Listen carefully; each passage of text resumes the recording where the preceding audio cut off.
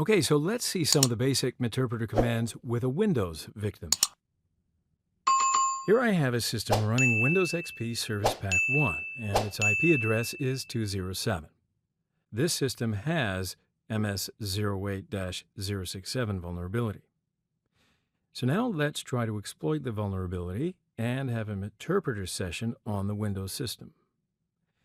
We're in the Metasploitable Meterpreter session, so send the Meterpreter session background to access MSF console shell. Now let's find the exploit module written for the MS08-067 vulnerability. And we have one exploit with a great rank. That's good for us. So type use and the full module name to use it. So now let's look at the payloads we can use with this exploit. Wow, there are a lot of payloads. And let's choose this one. Windows/Meterpreter/reverse TCP. And show the options. Now, we have already seen these steps before, so I'll keep it quick. Set the remote host, the IP address of the Windows machine. Listen host is our Kali. Remote port is correct. Listen port, that's okay for me. Ready to run the exploit. And yes, we have a Meterpreter session on the Windows system. And what's the first command?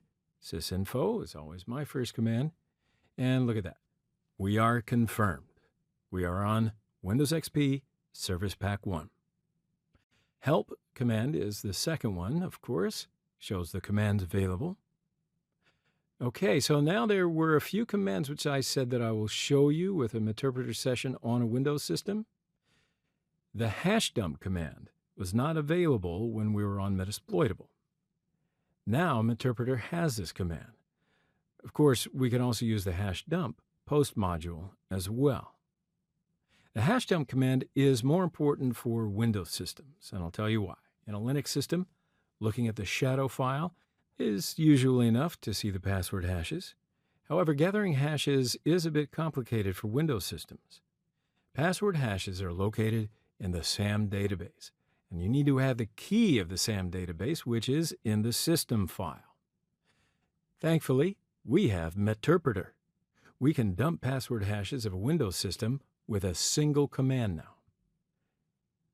You can use either ifconfig or ipconfig commands to learn the IP address of the victim machine, same as the Meterpreter on Linux. Now you can use the pwd command to see your current location on the victim system.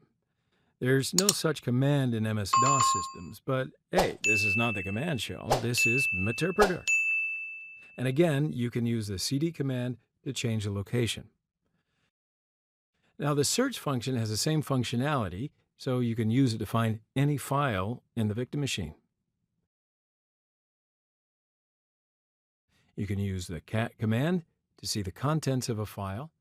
And as you know, cat is a standard Linux command, but this cat is not that cat, if you know what I mean.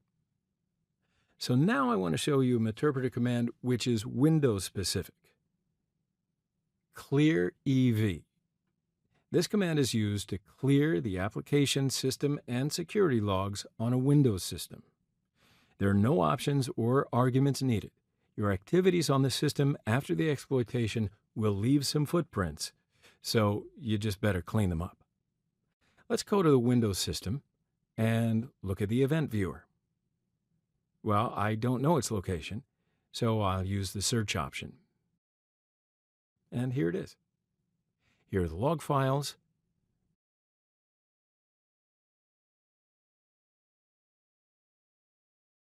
And now let's run the ClearEV command, and it wiped the log files. So turn back to the Windows system, refresh the event viewer, and see, no logs remain.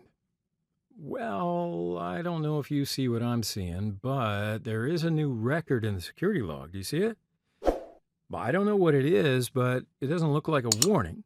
Well, at least it doesn't contain any clue about who we are. Now, the shell command presents you with a standard shell on the target system. This time we have a command prompt as well. Now we can use the standard MS-DOS commands. dir to list the files and folders. ipconfig to see the internal IP, etc., etc.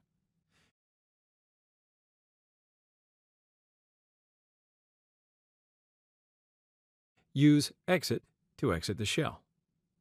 Now, we couldn't run idle time commands on Metasploitable Linux system, but now we can.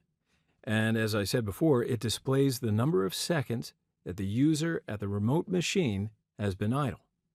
Very useful info.